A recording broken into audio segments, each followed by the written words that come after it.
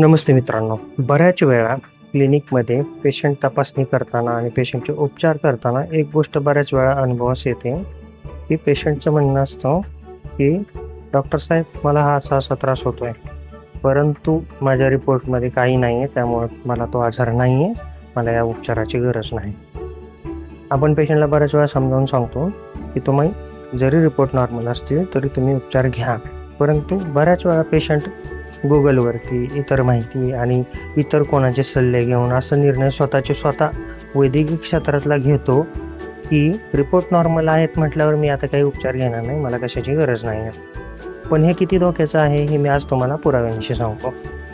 आज आहे 25 मे 2026. Thyroid day आहे आज. तर या थायरॉईड डे निमित्त न्यूजपेपरमध्ये आपल्या वर्तमानपत्रामध्ये एक लेख आलेला आहे, तो मी तुम्हाला वाचून दाखवतो. थोडक्यामध्ये सांगतो. तुम्हाला तो मी आता दाखवू शकतो. तर याच्यामध्ये काय लिहिलेले आहे, रिपोर्ट नॉर्मल तरीही त्रास कायम, अशा हेडिंगमध्ये एकंदर हा लेख आलेला आहे. तर या लेखाबद्दल मी तुम्हाला थोडक्यात लेख दाखवतो. तुम्ही पाहू शकता तो लेख. तर हा जो लेख आहे याच्यामध्ये लिहिलेला आहे, की रिपोर्ट नॉर्मल तरीही त्रास कायम, थायरॉइड दिवस, सब क्लिनिकल थायरॉइड विकारांचे वाढते आव्हान. तर याच्यासाठी एक टर्मिनॉलॉजी यूज केलेली आहे, की सब क्लिनिकल थायरॉइड विकार. आता हा सब क्लिनिकल थायरॉइड विकार म्हणजे ही टर्मिनॉलॉजी येथे देण्याचं मुख्य कारण म्हणजे काय, तर थायरॉइड विकारामध्ये जसं थकवा, वजन वाढणे, केस गळणे, मूड बदलणे, बद्धकोष्ठता, एकाग्रता कमी होणे आणि मासिक पाळीतील अनियमितता यासारखी लक्षणे अनेक रुग्णांमध्ये दिसतात. परंतु ही लक्षणे असताना डॉक्टरांनी जेव्हा तपासणी सुचवलेली असते, की तुम्ही थायरॉइड फंक्शन टेस्ट करून घ्या. थायरॉइड फंक्शन टेस्ट म्हणजे T3, T4 आणि TSH हे जे थायरॉइडचे संप्रेरक आहेत, हार्मोन्स आहेत, त्याची तपासणी. तर त्याच्यामध्ये असंतुलन असेल तर वरील लक्षणे येतात. ही टिपिकल थायरॉइडचीच लक्षणे आहेत. परंतु जेव्हा पेशंटचे रिपोर्ट येतात तेव्हा पेशंटचे रिपोर्ट पूर्णपणे नॉर्मल येतात. पण अशा वेळी काय घडतं, पेशंटला कन्फ्युजन होतं, की आपले रिपोर्ट तर नॉर्मल आहेत आणि आपल्याला त्रास आहे. तर याच्यामध्ये एक टर्मिनॉलॉजी दिलेली आहे, की सब क्लिनिकल थायरॉइड विकार. तर अशा वेळी याच्यामध्ये उपचार करण्याची गरज आहे का नाही, तर बट ऑब्वियस याच्यासाठी उपचार करण्याची गरज आहे. तर याच्यामध्ये गरजेचं काय आहे ते मी सांगतो. प्रयोगशाळेमध्ये निकष प्रत्येक व्यक्तीसाठी आदर्श असतीलच असे नाही. त्यामुळे केवळ रिपोर्टवर आधारित उपचार न करता रुग्णाची लक्षणे, कौटुंबिक इतिहास आणि एकूण आरोग्याचा विचार करणे आवश्यक असते, असं या लेखामध्ये सांगितलेलं आहे. तर आपण आज जो हा लेख तुम्हाला वाचून दाखवत आहे, याचा संबंध फक्त आणि फक्त थायरॉइड विकाराशी संबंधित आहे असं नाही. आपलं शरीर प्राकृतिकरित्या प्रत्येक आजाराला प्रतिबंध करून शरीराला वाचवण्याचा प्रयत्न करत असते. तर आजचा जो हा लेख आहे याच्यामध्ये बरीच थायरॉइडबद्दल माहिती चांगली दिलेली आहे.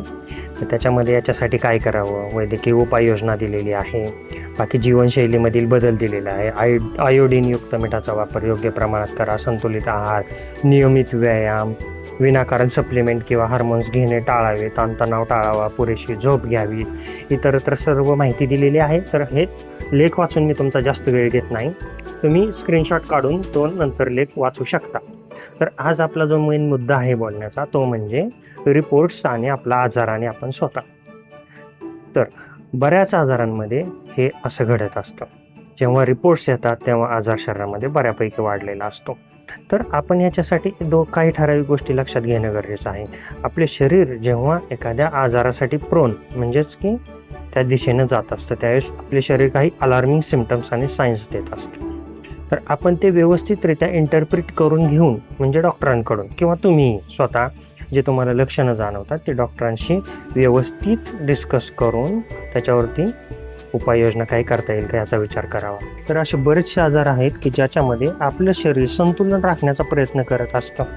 आपल्याला जेव्हा एखादा डिसीज, कोमॉर्बिडिटी किंवा आपण त्याला एखादं आजारच डायरेक्ट म्हणूया, तो होण्याच्या आधी आपलं शरीर प्रत्येक वेळेस आपल्याला काही सिग्नल्स, सायन्स किंवा लक्षणे देत असतं, की जे आपण वेळची वेळी लक्षात घेऊन त्याचं इंटरप्रिटेशन करून आपण ते वेळची वेळी टाळलं पाहिजे. तर आपण निरोगी आयुष्य जगू शकतो.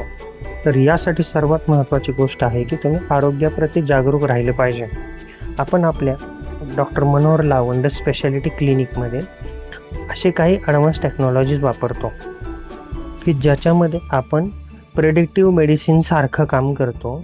आपण ओव्हरऑल पेशंटच्या शरीराचा चेकअप करून पेशंटचे सर्व बेसिक व्हायटल्स सायन्स सिम्पटम्सचे कलेक्शन करून आपण त्यांना तुमचं शरीर कोणत्या आजारासाठी जास्त प्रोन आहे याचा एक अंदाज बांधून त्यानुसार आपण उपचारासाठी प्रोत्साहित करतो. आणि प्रिव्हेंटिव्हली आपण काही घटक किंवा जीवनशैली किंवा खाण्यापिण्याची पथ्ये इतर काही गोष्टी आहेत त्या पेशंटला ॲडवाईस करत असतो. ज्यामुळे फायदा इतका जास्त होतो की पेशंटला एखादा आजार होण्यापासून आपण अगोदरच रोखू शकतो. तर याच्यामध्ये आपण होमिओपॅथिक औषधं वापरतो, प्लांट मेडिसिन्स वापरतो, बाकी काही जीवनसत्व घटक वगैरे आहेत ते सगळे वापरतो. थोडक्यात म्हणजे आपण निरोगी राहण्यासाठी जे काही गरजेचं आहे ते सर्व आपण पेशंटला प्रॉपर सल्ला मार्गदर्शन करून साईड इफेक्ट आणि धोकेविरहित उपचारासाठी मदत करतो.